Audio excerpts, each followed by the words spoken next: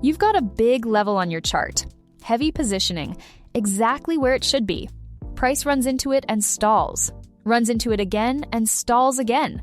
Then on the third attempt, it goes straight through, and instead of drifting past, it accelerates.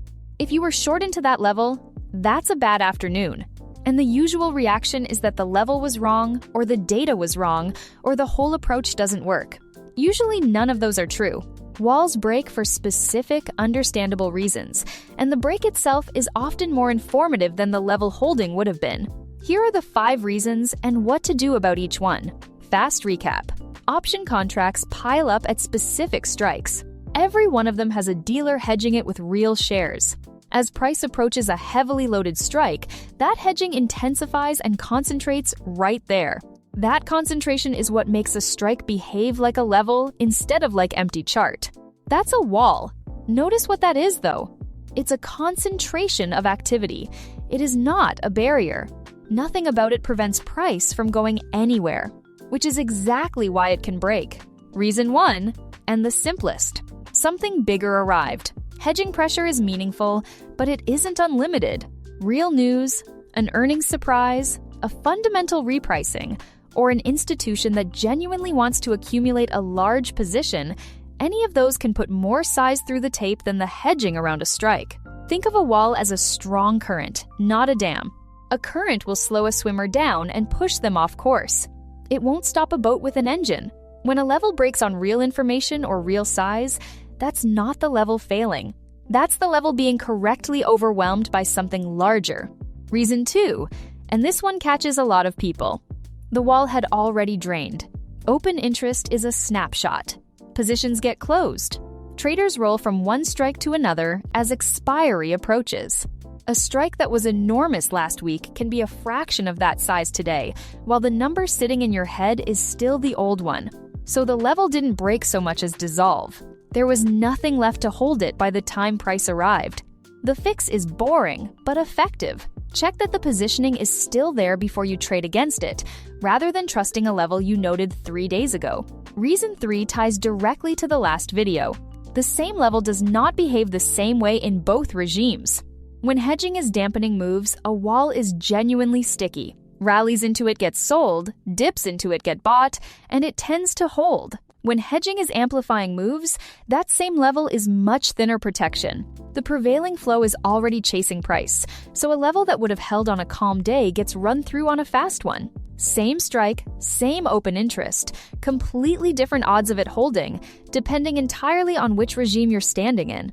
Checking the level without checking the regime is doing half the job. Reason 4 is the most interesting because it explains the acceleration in the cold open. Remember delta.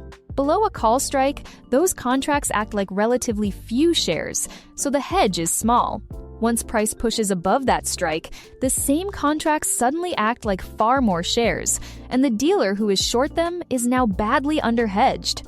So they have to buy, a lot and quickly. That's why breaking through heavy positioning so often produces a fast, one-directional move rather than a gentle drift. The very concentration that was holding price back turns into fuel the moment price gets through it. The level didn't just fail, it flipped sides. Reason 5 is about scale, and it's the one people skip. A raw contract count means nothing on its own. It only matters relative to how much the stock actually trades. 50,000 contracts is 5 million shares of exposure. Against a stock that trades 100 million shares a day, that's a speed bump. Against a stock that trades 2 million shares a day, that's the dominant force in the name. So the question isn't whether a number looks big, it's whether it's big compared to normal activity in that specific stock. A wall that looks impressive in isolation may simply have been irrelevant all along. Now the reframe, because this is the useful part. If price pushes through a genuinely heavy level, one you've confirmed is still there, in a stock where it's big relative to normal volume, that break is a real signal. It means something with size and conviction went through resistance that was actively working against it. That's harder to fake than a breakout through empty chart, where nothing had to be absorbed at all. Traders who treat every broken level as a failed signal are throwing away the most informative event the level produces. The wall holding tells you the friction won. The wall breaking tells you something beat the friction.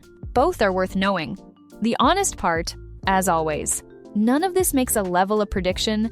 Walls shift the odds of what happens at a price. They don't determine it, and there is no percentage anyone can honestly attach to a given level holding. They also expire. Once the contracts behind a level are gone, so is the level, regardless of how well it worked all month. And they're inferred from positioning data, not read off anyone's actual book. Use them the way you'd use knowing where the traffic is. It tells you where the friction is likely to be. It doesn't tell you where anybody is driving. So, 5 reasons walls break.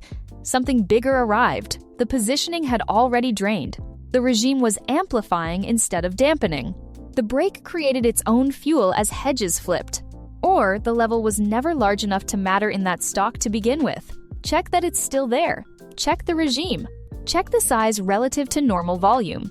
And when a real one breaks anyway, pay attention, because something with conviction just went through resistance that was fighting it. MobiTick tracks how those levels change as positioning shifts, so you're working from what's there now rather than what was there last week. Next in the series, max pain, whether it's a genuine magnet or the most overinterpreted number in options.